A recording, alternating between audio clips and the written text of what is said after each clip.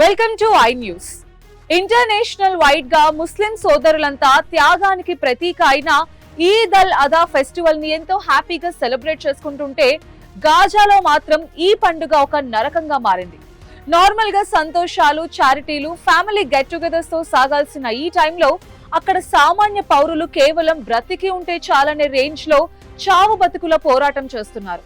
Continuous war, ఆకలి, ఆకాశాన్నంటిన ధరలతో Gaza ప్రజల లైఫ్స్ ఈద్ పండుగ నాడు ఎంతలా చిన్న భిన్నమయ్యాయో ఈ స్పెషల్ స్టోరీలో చూద్దాం.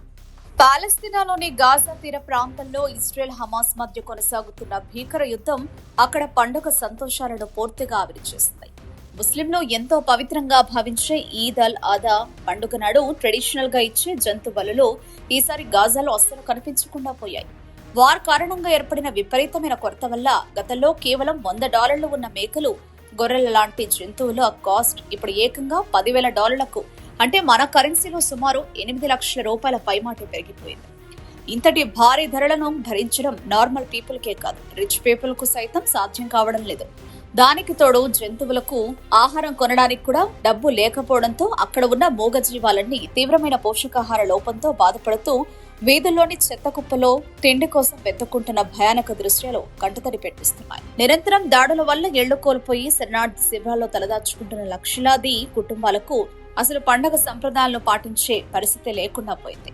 తీవ్రమైన పేదరికం కారణంగా కనీసం తమ పిల్లలకు పండుగ నాడు కొత్త బట్టలు కొనిచ్చే స్తోమత కూడా తల్లిదండ్రులకు లేదు. దాంతో ఎంతో మంది తల్లులు తమ పిల్లల కోసం వీధుల్లో పారేసిన పాత బట్టల కుప్పల్లో నుంచే మురికి గుడ్డలను వెతుక్కుంటూ వాటినే కడిగి తమ పిల్లలకు తొడుగుతున్న దైన్య స్థితి నెలకొంది. సంతోషంగా గడపాల్సిన పండుగ పూట గాజాలోని ప్రతి ఇంట్లోనూ కేవలం ఆకలి కేకలు, కన్నీళ్లే కనిపిస్తున్నాయి. ఈ హ్యుమానిటేరియన్ క్రైసిస్ ఒకవైపు ఉంటే పండుగ రోజు కూడా గాజాలో బాంబుల వర్షం ఆగకపోవడంతో అంతర్జాతీయంగా తీవ్ర సంక్షోభం రగిలిస్తోంది. గతంలో జరిగిన సీజ్ ఫైర్ ప్రయత్నాలు ఏవి సక్సెస్ కాకపోవడంతో క్షేత్రస్థాయిలో హింస కొనసాగుతూనే ఉంది. తాజాగా దక్షిణ గాజాలో ఖాన్ యూనస్ ప్రాంతంలో నిరాశ్రయులు తలదాచుకుంటున్న ఒక టెంట్ క్యాంపును టార్గెట్ చేసుకుని ఇజ్రాయెల్ వైమానిక దళాలు భీకర దాడికి తెగబడ్డాయి. ఈ ఘోర ప్రమాదాల్లో ఒక 6 ఏళ్ల చిన్నారితో పాటు పలువురు సామాన్య పౌరులు దారుణంగా ప్రాణాలు కోల్పోయారు.